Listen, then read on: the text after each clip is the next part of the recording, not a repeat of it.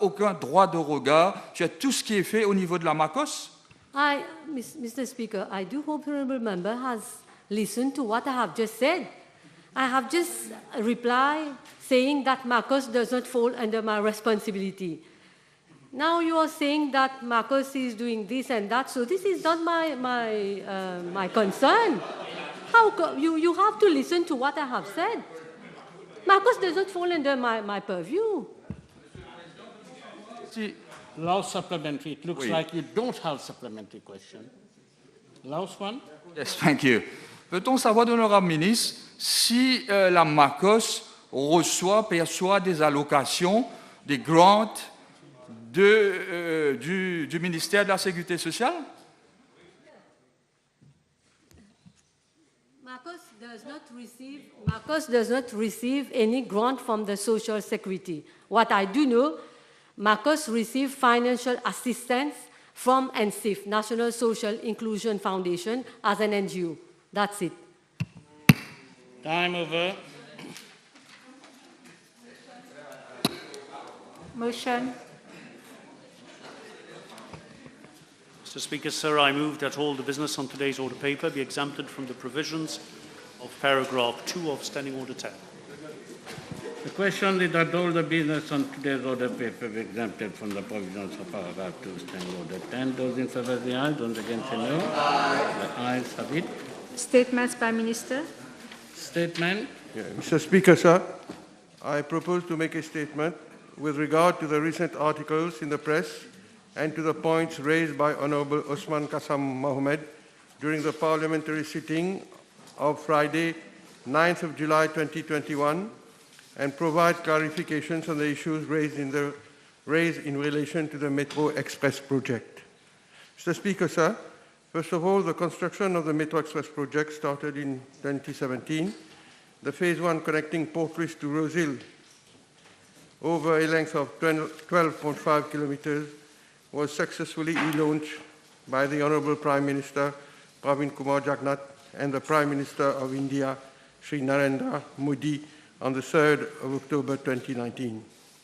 Following which, on the 22nd of December 2019, a free passenger service was implemented, and subsequently, the commercial service started on the 10th of January 2020.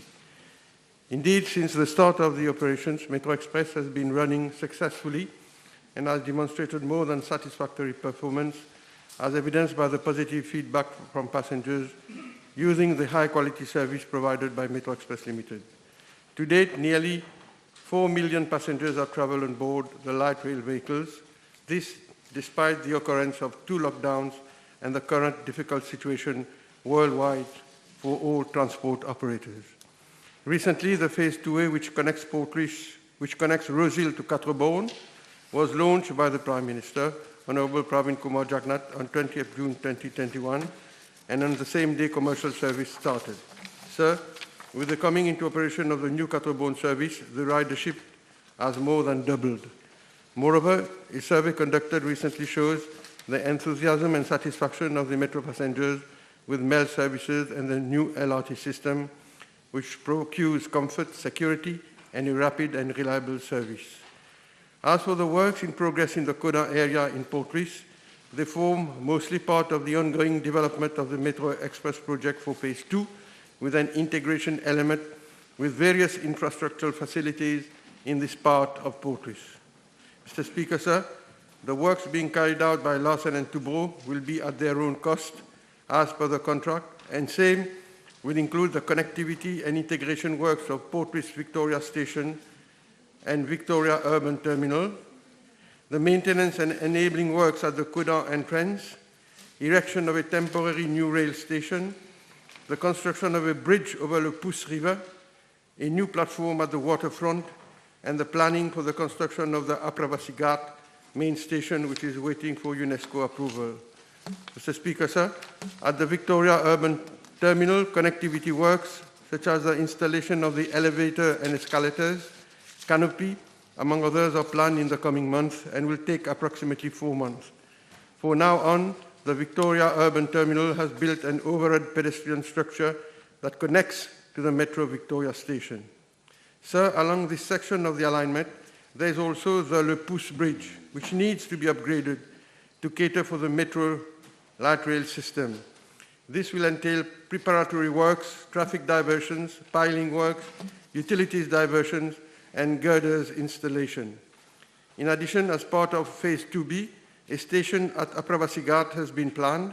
However, pending approval of UNESCO, MEL requested for a temporary platform to be constructed by the waterfront's underpass as a temporary measure to facilitate commuters' journey to Immigration Square and to the surrounding. Furthermore, works on the Apravasi Ghat metro main station will start once approval from UNESCO is obtained for its appropriate location.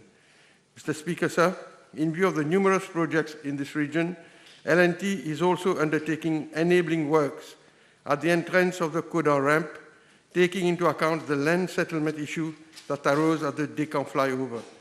The works on the new Kodan temporary station will be completed by mid-August, at which point the train operations will temporarily be shifted from the PLV station to this new Kodan station until mid-December 2021. All facilities at this new Kodan flyover station will be the same as the Port Louis Victoria Central Station, and also a shuttle service will be available for convenience of passengers to Port Louis Victoria Station. Mr. Speaker, sir, L&T, being the engineering, procurement and construction contractor, is responsible for all the works I mentioned earlier, including the cost. Monsieur le Président, je voudrais préciser à la Chambre qu'il n'a eu aucune malfaçon ou rampe défectueuse. À la suite d'inspection par le contracteur L&T, un léger affaissement du sol a été détecté et immédiatement des mesures préventives ont été mises en place. Parmi, la vitesse d'exploitation des light rail vehicles dans cette zone a été réduite. Je dois affirmer que ce léger affaissement du sol n'a aucunement compromis l'opération du métro express et la sécurité des passagers. I repeat, sir, there are no malfaçons or no ramp defectueuses as alleged in some media reports. The matter is being closely followed by my ministry, and I thank you, Mr. Speaker.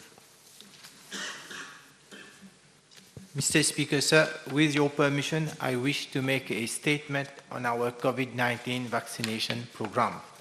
As previously stated, in January 2021, government approved the national deployment and vaccination plan for COVID-19 vaccine, developed by my ministry and with the support and collaboration of the WHO. The plan highlights the vaccination of the target population of Mauritius, including Rodrigues and Agalega. Priority 1 covers 15,000 frontline healthcare workers, 5,000 frontline police and prison officers, and 25,000 other frontliners. Priority 2 covers 9,000 healthcare workers from the public and private sectors, 10,000 personnel from the Mauritius Police Force, and 52,000 other essential workers. Priority 3 covers persons above the age of 60 years, and Priority 4 covers adults with at least 2 comorbidities, residents of dedicated homes, teaching and non-teaching staff of educational institutions, firefighters, staff of supermarkets, bank, front office personnel, and scavenging personnel. Mr. Speaker, sir, our vaccination program started on 26 January 2021 in Mauritius and on 6 February 2021 in Rodrigues. The vaccination program started with the frontliners, that is the medical staff, port and airport staff, and staff of the tourism sector. It continued with the vaccination of the senior citizens and patients with 2 comorbidities. Given that the vaccination team of my ministry and the private clinics had the capacity to administer the vaccines to 10,500 to 12,500 persons per day, my ministry had worked out different scenarios. Based on the assumption that 10,500 persons would be administered the vaccine per day, it was expected to immunize 62% of the population by August 2021. In the initial phase, the vaccination was being carried out in the regional hospitals. Subsequently, in a bid to scale up the vaccination program, vaccination was carried out in other settings, having medical posts or medical facilities such as the port, airport, police posts, hotels, and other tourist resorts. Mr. Speaker, sir, given the high response shown from the public to be vaccinated, and in order to carry out the vaccination in a more conducive setup, the vaccination was thereafter carried out in large spaces. Vaccination was thus organized in spaces such as stadiums, village halls, sport complexes, gymnasiums, and conference centers. This means that in addition to the 5 regional hospitals, vaccination is being carried out at 16 dedicated centers. Moreover, there are 3 mobile teams who are carrying out vaccination at specific sites where there is a high demand, such as universities and work sites. In addition, as from 17th March 2021, the EDB MRU platform has been created to register applications for vaccination from business operators, including SMEs, general retailers, grocery stores, planters, vegetable growers, animal breeders, fishermen, and all operators dealing with the general public. Mr. Speaker, sir, this considerable effort has enabled us to achieve one of our targets ahead of schedule. In fact, as of Monday, 12th July 2021, a total of 600,215 persons had received at least 1 dose of a COVID-19 vaccine. This represents 48% of the whole population and 60% of the population aged 18 and above. Further, as at 12 July 2021, 391,443 persons have received a second dose of the COVID-19 vaccine. This represents 31.3% of the whole population vaccinated with the first and second dose of the COVID-19 vaccine. Mr. Speaker, sir, my ministry has been informed by the African Union and the COVAX facility of the imminent availability of Johnson & Johnson vaccine and Pfizer vaccines. This would enable us to consider extending vaccination to our adolescents in the age bracket of 12 to 17 years. This would still ensure better protection from the virus. Mr. Speaker, sir, I seize this opportunity to thank the personnel of my ministry who have been at the forefront to achieve this feat. I am confident that with their dedication and unflinching support, we will soon achieve our overall target, which is to vaccinate at least 60% of our population before September 2021. I thank you, Mr. Speaker. In the light of the statement, I can put question in the light of the statement. Yes. First of all, it's good you have the floor. Introduce, what would that be? Is it a point of order, a point of clarification, a point of explanation? Statement made by the Honourable Minister, I have a right to ask for certain queries, which is normal practice. I've done it before. You can refer to Erskine, mate. Wait. Yeah, sure. There should be no debate. You can ask some clarification.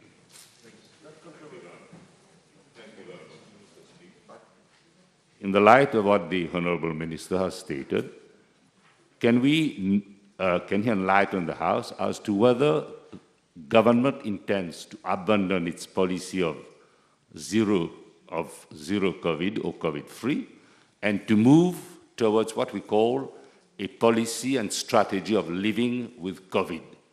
So, no, it's related. What do you mean? Right. Mr. Speaker, sir, the statement I made about the Order. Please. Mr. Speaker, sir, the statement I made about the vaccination program has nothing to do with the COVID cases that has been in Mauritius since quite some time. So, clerk, move on. Public Bill, first reading. Minister of Finance. Mr. Speaker, sir, I move that the Social Contribution and Social Benefits Bill number 12 of 2021 be read the first time. Public Bill, second reading. Honourable Tilat. Thank you, Mr. Speaker, sir. Mr. Speaker, sir, allow me at the start to congratulate Honourable Bobby Oyeram for coming to the House with this bill and for proposing these amendments to the Construction Industry Development Board Act. This amendment bill comes to the House, Mr. Speaker, sir, after extensive consultations with the relevant stakeholders. The amendments proposed in this bill have faced resistance to some extent. Changing established practices often meet such resistance. It is normal and very natural. But what we need to understand is that these changes are required today so as to provide for a more appropriate and modern legislative framework in view of the accelerating development in the construction industry. These changes will help the country in meeting its objectives in terms of development. These changes, Mr. Speaker, sir, align with the fast-growing construction industry in Mauritius. The country over the past few years has been a chantier with so many high-rise buildings, with state-of-art designs, numerous governmental and private sector infrastructural projects, and other real estate projects being constructed. With government construction projects being implemented worth billions of rupees. The construction industry is not just about buildings or infrastructural work, Mr. Speaker, sir. This is an industry which has an economic incidence on so many other sectors, including the labor sector, with job opportunities at several levels. Honorable Osman Mohamed said it. If we limit the statistics only to registered professionals practicing in this sector, there is no less than 1,400 professionals, architects, engineers, and QS combined. Mr. Speaker, sir, despite COVID, les chantiers across the island have not fallen through, whether it be in the private sector or the public sector. Au contraire, le secteur de la construction connaît aujourd'hui une croissance. And Mr. Speaker, sir, this is why these amendments, these changes to the existing law are important. It is again important to highlight that professionals of the sector have been consulted. Minister Hiram has been attentive to the representations made by all the professionals, including architects, and their input and suggestions have been taken into account even after the bill was tabled for the first reading in the House. Honorable Mohamed will perfectly agree that once a bill goes through the first reading, any amendment to the proposed bill may only intervene at committee stage, and thus these amendments are circulated during the second reading of the bill. This is standing orders. There is nothing surprising about amendments being circulated during the second reading. We should, on the contrary, commend the Honorable Minister for showing his willingness to work on accord with the relevant stakeholders. When he knew professionals of the sector are requesting for changes to the proposed bill, he promptly reacted and acted thereon. Moi, au contraire, je dis bravo. Mr. Speaker, sir, amongst the changes, one which has been largely canvassed and debated by professionals is, of course, the possibility for foreign architects to practice in Mauritius, initially without the need for them to enter into a joint venture with local architects or local firms, but now amended so that there is a requirement for a collaboration. We need to understand and see the rationale behind this proposed amendment. Today, a foreign engineer or a foreign QS are not subjected by this condition, which applies to architects. That is the requirement for a joint venture with a local professional. Right now, foreign expertise is sought on so many occasions, on so many projects, and so many foreign architects are already working on so many local projects of international standard. Let us take the example of developments in the real estate sector. We aim at attracting foreigners in acquiring real estate projects, property, And these real estate projects are designed with specificities beyond the local cultural factors. Big smart cities and other constructions of similar nature today aim to equal international projects. And Mr. Speaker, sir, I talk as the Minister of Arts and Cultural Heritage. Today we need these foreign expertise for the restoration of our heritage sites. So many of our heritage sites date back to the colonial times, and we require foreign and specific expertise in the restoration of these sites.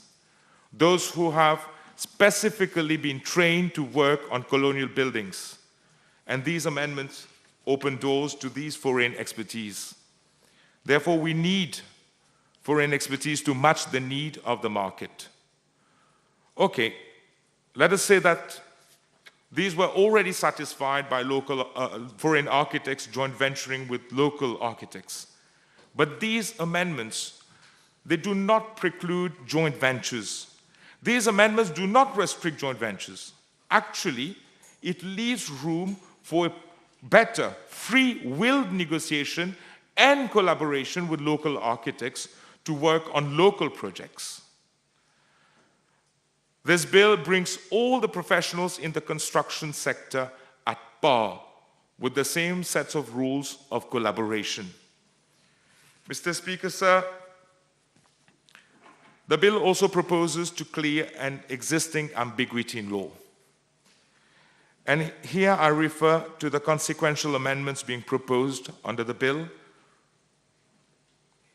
to certain definitions applying to QS, architects, and engineers.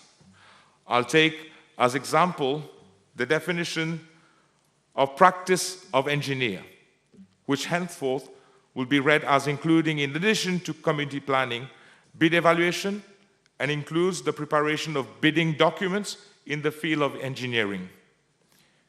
And as I said, with similar amendments brought to definition for QS and the practice of architecture. It is clear in law, as of now, that professional quantity surveyors may handle the commercial aspects of construction projects. It is clear in law because the current definition of the term quantity surveying in the Professional Quantity Surveyors Council Act 2013 expressly includes the commercial aspect of construction projects.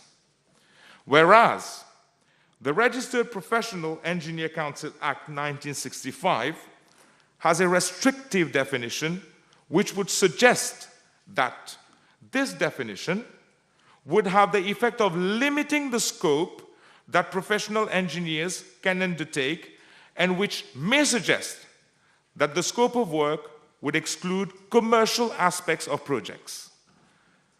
Having said so, Mr. Speaker, sir, there is nothing expressly provided in the Registered Professional Engineer Council Act which prevents a professional engineer from handling the commercial aspect of construction, civil engineering, or mechanical and electrical engineering projects. If I go by the representations of the Association of Consulting Engineers, professional engineers have the skill and knowledge to deal with commercial aspects of projects. I'm not an engineer, but I'm made to understand that engineering courses at undergraduate or postgraduate level include modules for subjects such as contracts of construction, bill of quantities, and costing, supervision, contract management, price increase, and claims, which means professional engineers have competencies in relation to this particular matter, and there is no reason why the practice of engineering, for instance, should not be extended to the preparation of bid documents. In any event, Mr. Speaker, sir, I'm made to understand that this is the current practice, and engineers do get involved in the preparation of bidding documents, though the ambiguity prevailed because of a lack of clarity in law. And the further amendments proposed to Clause 29 not only bring clarity, but also certainty on the mandate of the different professionals in the sector by expressly providing the specific field in which the respective professionals are meant to prepare the bidding documents.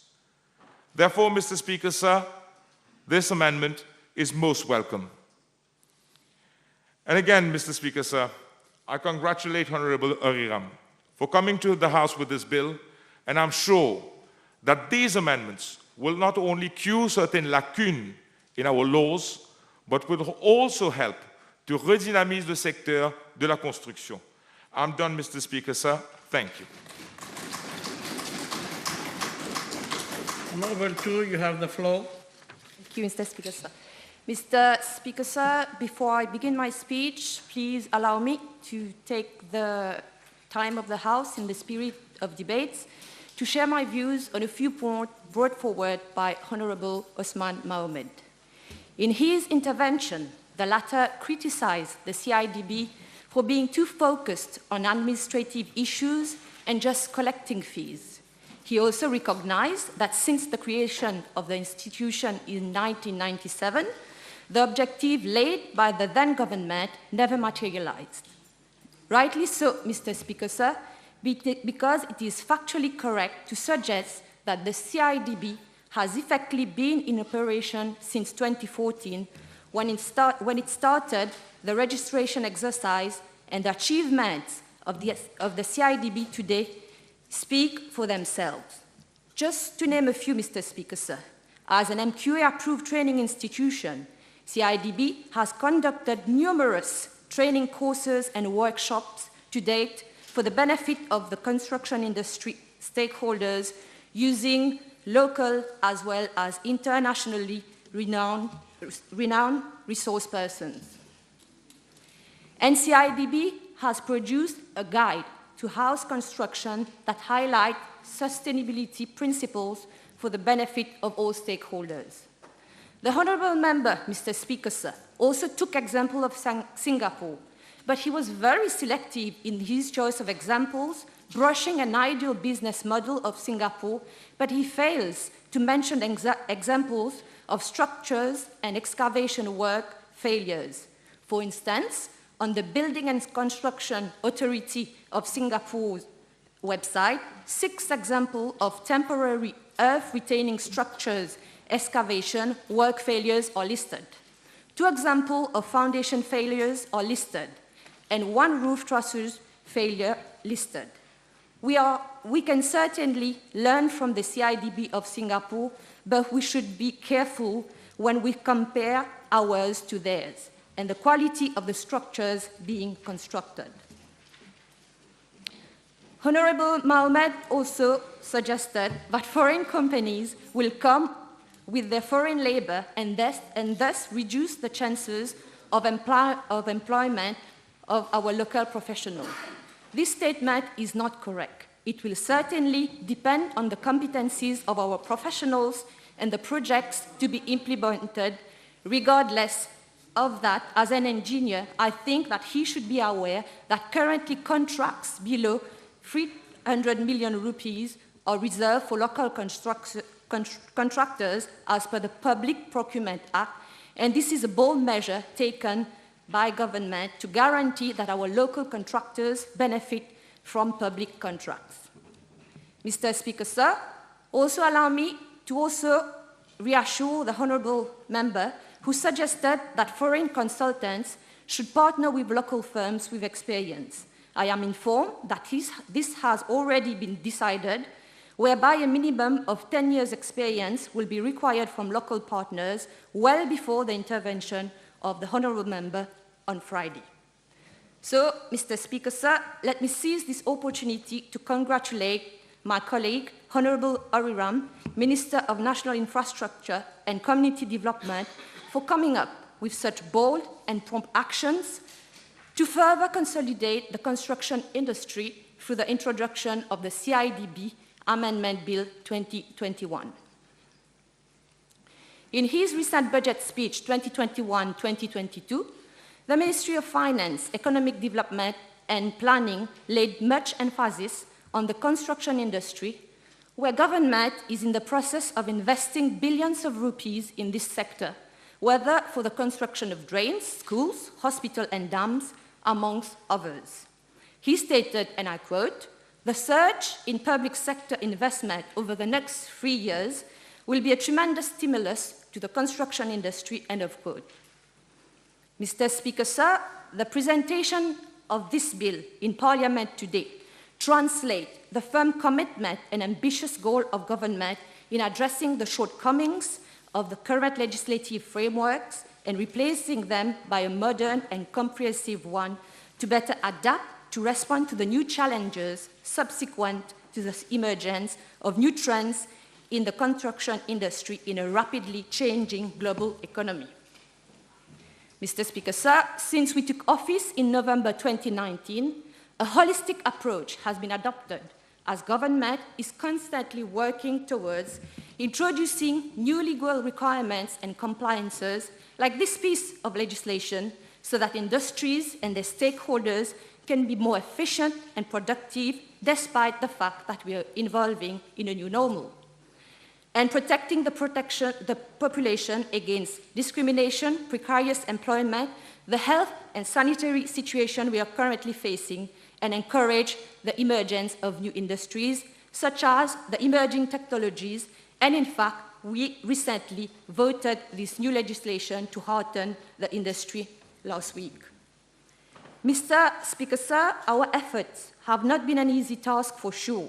While creating the flexibility needed for businesses to flourish, thrive, and generate new jobs in a vibrant economy like ours, the law should make provision for security and protection of stakeholders to meet the imperatives of this dynamic world. As we stand at the crossroad of history, I am proud to give my full support to the Minister of National Infrastructure and Community Development to bring this novel approach and testify our commitment as a caring government. Mr. Speaker, sir, the superiority of a person is not asserted through destruction, but through construction. From my perspective, the overarching objectives of this new legislative framework are positive and encouraging. De ce côté de la Chambre, nous sommes un gouvernement qui construit. Nous sommes des bâtisseurs et cette loi va nous permettre de construire la République de Maurice sur le roc. Car ce texte de loi qui est présenté aujourd'hui par mon collègue vient répondre à des urgences dans le secteur de la construction. Un secteur, Monsieur le Président, qui a été revigoré par les dernières mesures budgétaires du ministre des Finances. Rien que pour la construction des drains à Maurice et à Rodrigue, 11 milliards de roupies seront investis par le gouvernement pour les prochaines 3 années. Là encore, Monsieur le Président, je ne parle que pour un item, à savoir la construction des drains, qui est devenue une nécessité absolue après les grosses pluies de mai dernier. Car si je prends en considération les autres projets de développement annoncés dans le budget 2021-2022, qui va mobiliser tout le corps de métier dans le secteur de la construction, le gouvernement déboursera plus de 20 milliards de roupies. C'est pour dire, Monsieur le Président, à quel point l'enjeu est colossal, puisque durant les 3 prochaines années, Maurice sera transformé en un chantier à ciel ouvert, et même la BASECA, l'association qui regroupe les compagnies de construction à Maurice, s'est félicitée des mesures prises par le gouvernement pour ce secteur clé de notre économie. De ce fait, je voudrais encore une fois saluer le courage et l'audace du ministre Hiram, qui s'est donné les moyens afin de revigorer ce texte de loi après plus de 13 ans. Du reste, Monsieur le Président, dans son intervention lors des débats sur le budget, le ministre des Infrastructures nationales et du Développement communautaire avait indiqué qu'il y avait un besoin urgent de revoir the Construction Industry and Development Board Act afin que le pays et les entrepreneurs locaux tirent le maximum de bénéfices du boom que connaît actuellement le secteur de la construction. Selon mes recherches, il revient que le secteur de la construction à Maurice emploie plus de 56 000 personnes et plus de 7 000 travailleurs étrangers, alors que le poids économique de cette industrie pèse quelques 70 milliards de roupies. Avant la COVID-19, cette industrie tablait sur une croissance à 2 chiffres, ce qui fait de ce secteur un pilier de notre économie et représente entre 4 à 5% de produit intérieur brut du PIB. Monsieur le Président, me basant sur ces chiffres, il est évident que c'est une industrie qui doit désormais être mieux encadrée, structurée et professionnalisée. Ceci dit, le ministre a déjà indiqué que tous les acteurs de ce secteur ont été consultés dans le cadre de l'élaboration de ce texte de loi et je suis convaincue qu'ils trouveront un consensus juste et équitable pour l'épanouissement de l'industrie de la construction à Maurice. Néanmoins, l'objectif de cette loi n'est pas de s'immiscer dans les affaires des professionnels du métier, car ils disposent chacun de leurs rules and regulations. Au contraire, ces amendements viennent consolider la position des uns et des autres dans le secteur. D'autre part, Monsieur le Président, je suis ravie en tant que jeune, car ces amendements ne vont pas uniquement assurer la pérennité du secteur de la construction, mais ils vont également permettre à nos jeunes professionnels, qu'ils soient architectes, ingénieurs UQS, avides de se bâtir une solide expérience dans le domaine, de se frotter à ces experts étrangers. Ce sera une opportunité unique d'acquérir des connaissances, d'avoir accès aux dernières technologies et à un partage de savoir qui n'est malheureusement pas aussi accessible actuellement. La faute, Monsieur le Président, à des conditions archaïques et abusives imposées aux consultants étrangers qui les dissuadent de venir à Maurice. Nos jeunes professionnels ont besoin de ce tremplin afin de pouvoir collaborer avec des étrangers sur ces projets d'envergure sur le sol mauricien. Car ce sont eux qui seront les bâtisseurs de demain. C'est sur eux que reposera la lourde tâche d'assurer que notre infrastructure soit en phase avec les avancées dans le secteur de la construction. Et cette connaissance, cette expérience et ce savoir-faire, elles s'acquièrent dès maintenant à un moment où le secteur de la construction connaît un vrai boom. Avec le nombre de chantiers à travers l'île, Monsieur le Président, il nous est primordial de saisir la balle au bond et d'ouvrir le marché. Le ministre l'a dit dans son discours, nous protégeons déjà nos opérateurs locaux. Il faut toutefois se rendre à l'évidence que pour cela, il faut aller plus loin. Nous avons besoin de cet échange d'expertise et il ne faut pas ralentir ce processus, voire l'en empêcher avec des règlements rétrogrades. Nous ne devons pas avoir peur de s'ouvrir au monde, bien au contraire. Ces amendements ne peuvent qu'être bénéfiques pour le secteur de la construction qui se positionne aujourd'hui comme un solide pilier de notre économie par ces temps de crise. Ce gouvernement est un gouvernement social et cette philosophie se traduit dans chaque projet de loi présenté dans cette auguste Assemblée, Monsieur le Président.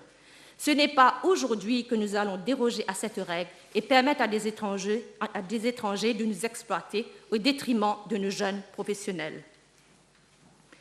Sans aucun doute, donc, Monsieur le Président, les amendements proposés vont propulser ce secteur et c'est à ce titre que je voudrais, avec votre permission, formuler une suggestion au ministre concernant ce que j'appelle le Community-Based Participation. Je viens avec cette suggestion après une expérience que j'ai vécue personnellement dans ma circonscription, notamment la région de Cité-la-Cure, où, pour un projet, le contracteur avait sollicité de la main-d'œuvre des habitants de cette région. Cette expérience, je dois l'avouer, a donné des résultats inespérés et surtout que ce projet a été mené jusqu'au bout sans anicroche. D'où j'espère, et je fais confiance au ministre Riram, pour la synergie que ces amendements apporteront au secteur de la construction, pourvoyeur d'emplois par excellence, tout en valorisant les talents et les aptitudes dont regorge notre pays, car je sais qu'il existe d'autres régions comme Cité-la-Cure où les habitants veulent, à leur manière, participer au développement de leur localité. Monsieur le Président, je voudrais aussi mentionner les amendements qui sont apportés à la section 20 du CIDB Act, avec notamment l'inclusion d'une nouvelle section 20A sous le titre « Registration of Service Provider and Supplier ». S'il y avait un exemple à donner que nous sommes un caring government, il n'y a pas mieux comme exemple. En effet, savez-vous, Monsieur le Président, combien de familles mauriciennes qui ont vu leur rêve d'avoir une maison s'évaporer en raison d'un contracteur véreux qui, du jour au lendemain, décide de quitter le chantier après avoir encaissé une bonne partie de l'argent du contrat? Ils sont nombreux à être victimes de ces contracteurs sans scrupules. J'en ai moi-même fait l'expérience et je suis heureuse de constater que les amendements qui sont apportés à la section 20, principalement sous la section 4 du CIDB Act, viennent mettre bon ordre sur ce point. Monsieur le Président, la politique de ce gouvernement sont les pulsions du Premier ministre et de faire d'ici 2024 que chaque famille mauricienne ait un toit. Quoi de mieux que d'établir des lois qui empêcheraient à certaines personnes de voler le rêve de ces familles qui ont choisi d'investir chaque roupie économisée dans la construction de leur demeure. Bientôt, le grand chantier de 12 000 maisons pour les personnes en situation de précarité sera lancé et malgré les sempiternelles critiques tout n'a pas bon de l'opposition, le gouvernement, sous la direction du Premier ministre Pravin Jagnnath, reste concentré sur ces projets et notre mission. Le projet du gouvernement, c'est avant tout de protéger chaque famille mauricienne. Les amendements qui sont proposés aujourd'hui vont dans ce sens et je suis fière non seulement de faire partie de ce gouvernement, mais aussi d'apporter mon humble contribution à ce projet de loi. Monsieur le Président, je voudrais aussi évoquer les changements qui s'opèrent au sein de l'industrie de la construction, qui, comme je l'ai indiqué plus haut, est un gros pourvoyeur d'emplois et qui évolue aussi avec des nouvelles technologies. À ce titre, je voudrais être la porte-parole des femmes qui, depuis quelques années déjà, ont commencé à investir les chantiers de construction à différents échelons, ingénieurs, chauffeuses, chefs de projet ou encore maçons ou autres. On voit de plus en plus de femmes sur les chantiers de construction. Je voudrais de ce fait faire une suggestion à l'honorable ministre que dans les projets de construction, des conditions adaptées sont mises en place pour ces femmes afin de faciliter davantage leur intégration et leur épanouissement. Malgré la dureté de ce métier, une femme a besoin d'intimité et tout contracteur a besoin de respecter cela. Monsieur le Président, quand la construction va, tout va à Maurice. Et désormais, depuis la reprise après le premier confinement national, le secteur de la construction se porte bien puisque la BASECA a reconnu que les mesures prises dans le budget sont favorables au secteur de la construction. À l'entame de la dernière partie de mon intervention, Monsieur le Président, I will quote the CIDB strategy paper on the construction industry dated back in July 2013. Over the past decade, the construction industry has become a pillar of the Mauritian economy. On its own, it contributes on average 6% of the GDP and employs around 55,000 persons. Given the importance of this industry to the economy and its role in the context of the Île Maurice Durable project, there is a need to have a clear direction for its future. Here we go, Mr. Speaker, sir. With this amendment bill, we now have a clear direction for the future and the construction industry. Alors, Monsieur le Président, les membres de l'opposition peuvent continuer à nous critiquer, nos détracteurs peuvent continuer à s'acharner sur nous et crier BLD sur tous les toits. Ce gouvernement est un gouvernement social. Et le gouvernement de Pravin Jagnnath restera fidèle au programme sur lequel il a été élu, c'est-à-dire toujours mettre le peuple au centre de nos décisions. Et c'est ensemble, un seul le peuple, une seule nation, que nous continuerons à construire une île Maurice inclusive sur l'Europe. Sur ces paroles, Monsieur le Président, I commend the bill to the House and I thank you pour votre aimable attention.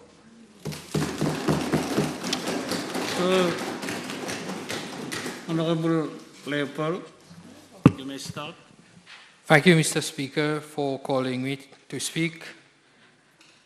Mr. Speaker, sir, construction is very important to our economy. It is an industry which generates jobs and help a lot in curbing unemployment. And this industry is among the biggest contributors to our GDP. Modern Mauritius needs more appropriate and modern legislative framework to accelerate development in this industry.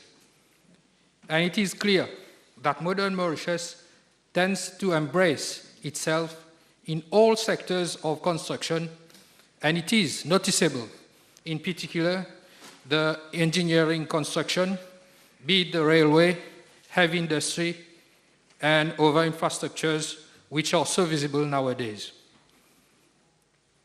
Mr. Speaker, the amendment comes at the right moment, in the middle of COVID-19 pandemic, which has, of course, impacted on the construction industry.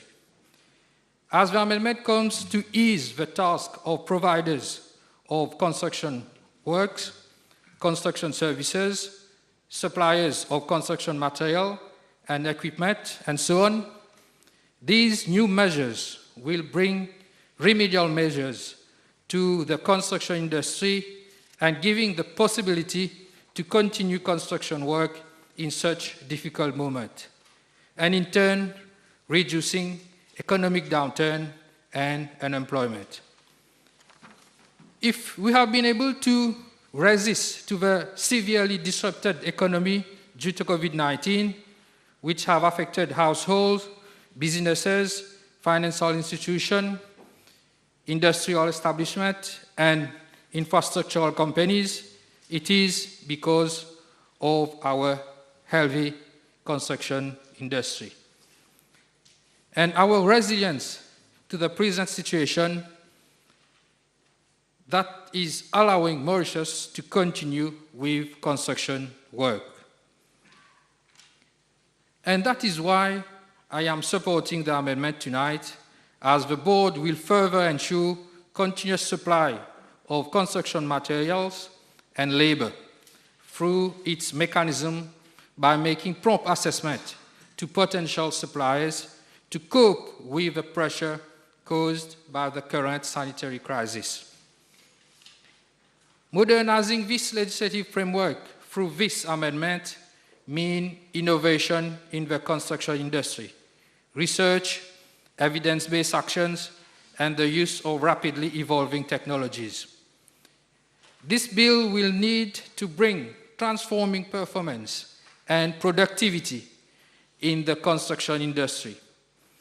And for this to happen, the Construction Industry Development Council will need to be empowered to ensure the highest standard that all the professionals involved are regulated and the registration and eligibility are maintained to practice accordingly. Innovation in construction can tackle the undersupply of housing. Mr. Speaker, sir, why is it that clients have funds for construction of new houses, but still demand is not satisfied? With the changes that this amendment will bring, this will help to palliate housing shortage, and which will contribute to maintaining and making property prices affordable. The construction industry is the final stage of housing supply. Therefore, the board must be able to find ways for effective response to the housing demands by forecasting on the housing outlook in Mauritius. This capacity can be improving through innovation, of course. Modernizing the legislative framework also entails that the board needs to ease and facilitate all skilled workers involved in construction industry to keep skill and knowledge up to date. Nowadays, we need people in construction industry with knowledge that want to build for ourselves, for the future generation, and for the environment, in respect to the environment. Increase in population, increasing economic development, and demand for more natural resources are putting pressure on our planet. So, Mr. Speaker, in the same line of modernity, the legislative framework needs to give responsibility through its council to meet the needs of current population while preserving the needs of future generation by thoroughly assess the know-how of architects and engineers. The council will need to have a responsibility to ensure that construction is done more ethically, transparent. Transparency in procuring with construction suppliers who are more environmentally friendly.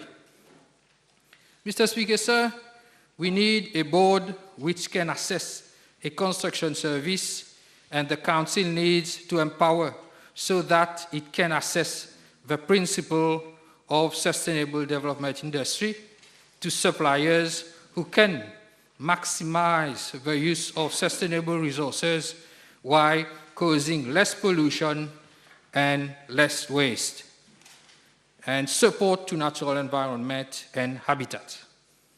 This bill is also about the rethinking and reviewing of our construction labor model, offering the same treatment to all professionals involved in construction industry is in fact action which will help to reduce the industry's vulnerability to skill shortages.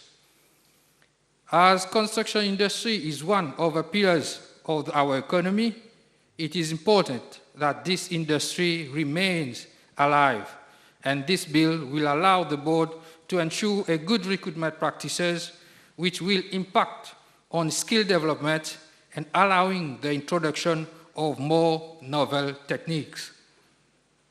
With the metro project, we are seeing that. And one of the examples is the off-site construction techniques. For all these to achieve, Mr. Speaker, sir, the Council needs to certify, of course, of all professionals involved in construction industry. Together, it must be a representative forum for all professional bodies, research association. As I have said, innovation needs to be evidence-based and representative of specialist business association in the construction industry. It is also important with the infrastructural development in Mauritius, the Council needs to encourage employers through its structure to uptake apprentices into employment in partnership with our education and training system, which is in line with the national education reform to invest in skill to meet the needs of the country. And this is my participation in this bill, Mr. Speaker. I thank you for your kind attention. Honourable members will suspend the sitting for 30 minutes.